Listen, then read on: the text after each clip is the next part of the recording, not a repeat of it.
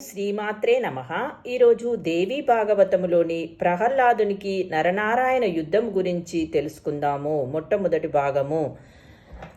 ఆ నదీ తీరంలో తండ్రికి తీర్థ విధులను నిర్వర్తించడానికి అనువైన చోటు కోసం అన్వేషించాడు. సమీపంలో ఒక పెద్ద మర్రి చెట్టు కనిపించింది. అక్కడికి చేరుకున్నాడు. కార్యక్రమం ముగించాడు.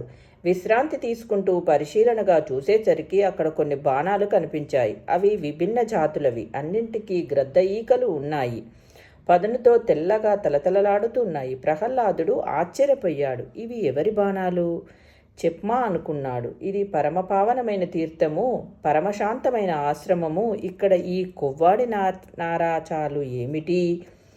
సాలోచనగా నలువైపులా పరికిస్తున్న ప్రహ్లాదుడికి ఇద్దరు సవయస్కులైన మునీశ్వర్లు ధ్యానమగ్నులై కనిపించారు. కృష్ణాజినధరులు, జటాభార సమున్నతులు నరనారాయణులు. వారి ముందు 2 ధనస్సులు ఉన్నాయి. నరుడు ముందు అజగవము, నారాయణుడి ముందు శార్ఘము, వాటితో పాటే అక్షయ తూనీరాలు. వాటిని అలా ఉంచి ఇద్దరు నిశ్చలంగా ధ్యానం చేసుకుంటున్నాడు.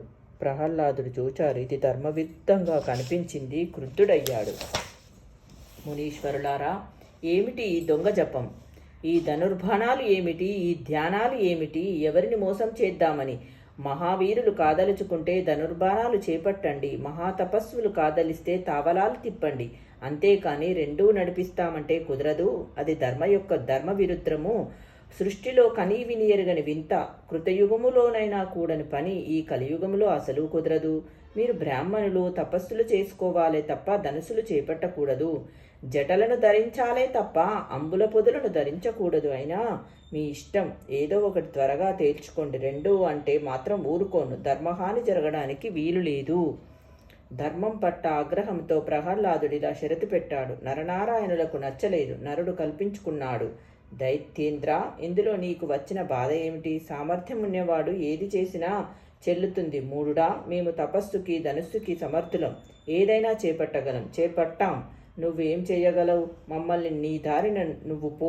మర్యాద దక్కించుకో. అంతేకాని అనవసరంగా మా జోలికి రాకు. బ్రహ్మ తేజస్సు నీకేం తెలుసు? ప్రాణాలతో బతికి బట్టకట్టాలి అనుకునేవాడెవడు బ్రహ్మ తేజస్సులతో పెట్టుకోడు. వెళ్ళు వెళ్ళు, నీ పని నువ్వు చూసుకో. నరుడి యొక్క వీరాలాపాలు ప్రహ్లాదుడికి కోపానికి మరింత ఆజ్యం పోశాయి. బగ్గుమన్నాడు. మందబుద్ధులారా, గర్వమోహితులై ప్రగల్భాలు పలుకుతున్నారు. నేను దైత్యేంద్రుణ్ణి, ధర్మసేతు ప్రవర్తకుణ్ణి. నేనిక్కడ ఉండగా ఈ ఆశ్రమంలో, ఈ దివ్యతీర్థంలో ఇంతటి అధర్మం జరగడానికి వీలు లేదు.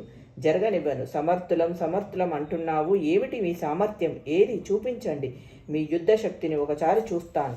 ప్రహ్లాద, అంతగా చూడాలని ఉంటే నువ్వే దిగు యుద్ధానికి. రాక్షసాదమా, ఇప్పుడే నీ బుర్ర పగలగొడతాను. క్షణం చాలు.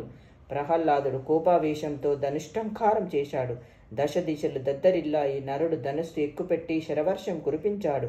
బంగారపు మలాం చేసిన తన బాణాలతో వాటినన్నింటినీ మధ్యంలోనే ఖండించాడు దైత్యేంద్రుడు.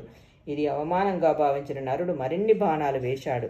వాటి గతి అంతే అయ్యింది. ప్రహ్లాదుడు గురి చూసి నరుడు గుండెలపైకి బాణం వేశాడు. తట్టుకొని నిలబడ్డ నరుడు ప్రహ్లాదుడి బాహువులకు గురిపెట్టాడు. ద్వంద్వ యుద్ధం తీవ్రస్థాయికి చేరుకుంది. ఇంద్రాది దేవతలు, మహర్షులు ఆకాశంలో నిలబడి వింత చూస్తున్నారు. వర్షపాతంలా ప్రహ్లాదుడు బాణాలను కురిపిస్తుంటే తట్టుకోలేకపోతున్న నరుడికి బాసటగా నారాయణుడు విల్లు ఎక్కుపెట్టాడు. కుండపోత కురిపించాడు. ధనుర్విద్యా కౌశలంలో ఎవరూ తీసిపోలేదు. దేవతలు సంతోషించి ముగ్గురు మీద పుష్పవృష్టి కురిపించారు. కాసేపటికి ఆకాశమంతటా బాణాలు ఆవరించాయి. సూర్యచంద్రులు కనుమరుగయ్యారు. పగలు రాత్రి తేడా తెలియడం లేదు. మెరుపుల్లాంటి బాణాల కాంతులు తప్ప అంతా కారు చీకటి. ఆకాశం నుంచి తిలకిస్తున్న నారద పర్వత మహర్షులు ఒకవైపు దిగులు పడుతూనే ఒకవైపు వీరత్వానికి మురిసిపోతున్నారు. ఇటువంటి యుద్ధాన్ని కనీవిని ఎరగమని చరిత్ర పుటలు తిరగవేస్తున్నారు. తారకాసుర యుద్ధము, వృత్తాసుర యుద్ధము, మధుకైటవ యుద్ధము, ఇవి చరిత్రలో ఇప్పటికీ మహాయుద్ధాలు. వాటిని మించిపోయింది ఈ సంగ్రామం. ఎందుకంటే ప్రహ్లాదుడు నారాయణుడికి సాటి వచ్చే ప్రబలశూరుడు. సమయుద్ధం సాగుతుంది అని చర్చించుకుంటున్నారు. నారాయణుడు నేర్పుగా బాణం వేసి ప్రహ్లాదుడి ధనస్సును ఛేదించాడు. అతడు మరొక విల్లును స్వీకరించాడు. దానిని ఖండించి తన లాఘవం చూపించాడు నారాయణుడు. ఇలా చాలా ధనుస్సులు భగ్నమయ్యాయి. ప్రహ్లాదుడికి ఒళ్ళు మండింది. పరిషు అనే ఆయుధాన్ని విసిరాడు. అది సరాసరి వెళ్ళి గుండెలను తాకబోతుంది. 9 బలమైన బాణాలను ఒకేసారి వేసి దాన్ని తుత్తునియలు చేసి పరిహసించాడు నారాయణుడు. రెప్పపాటు సమయమన్నా ఇవ్వకుండా మరో 10 బాణాలను సంధించి ప్రహ్లాదుడి శరీరానికి తూట్లు పొడిచాడు. ఈసారి ప్రహ్లాదుడు దృఢమైన ఇనప గదను విసిరాడు. ఇది ఊహకందనంత వేగంగా వచ్చి నారాయణుడు తొడలను ఢీకొంది. అయినా అతడు చలించలేదు. ప్రహ్లాదుడికి ఇది అవమానం అనిపించింది. వెంటనే శక్తి ఆయుధం ప్రయోగించాడు. నారాయణుడు దాన్ని లీలగా ఒకే ఒక్క బాణంతో 7 ముక్కలు చేసి 7 బాణాలతో 14 ముక్కలు చేశాడు. జనమేజయ ఇలా నరనారాయణులతో సమవుజ్జిగా నిలబడి ప్రహ్లాదుడు 100 ఏళ్లు యుద్ధం చేశాడు. ఎవరికీ ఎవరూ తీసిపోలేదు. అలుపు సొలుపు లేదు. భీషణ సంగ్రామం సాగుతుంది. ఇరుపక్షాల వారికి ఆశ్చర్యంగానే ఉంది.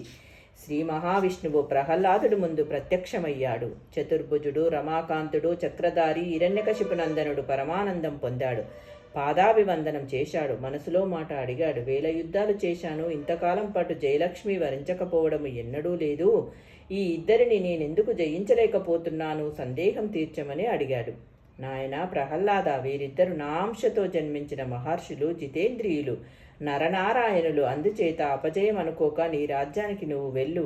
ఇక ఎప్పుడు వీరితోనే నీ వంటి తాపసులతో గాని విరోధం పెట్టుకోకు, కలహించకు అని విష్ణుమూర్తి చెప్పడం ఏమిటి? ప్రహ్లాదుడు రణరంగం విడిచి తన వారందరితోనూ కలిసి పాతాళానికి వెళ్ళిపోయాడు. నరనారాయణ్ మళ్ళీ తమ తపస్సులు తాము కొనసాగించారు. శ్రీమాత్రే నమః. రేపటి వీడియోలో ఇంకో కథ తెలుసుకుందాము.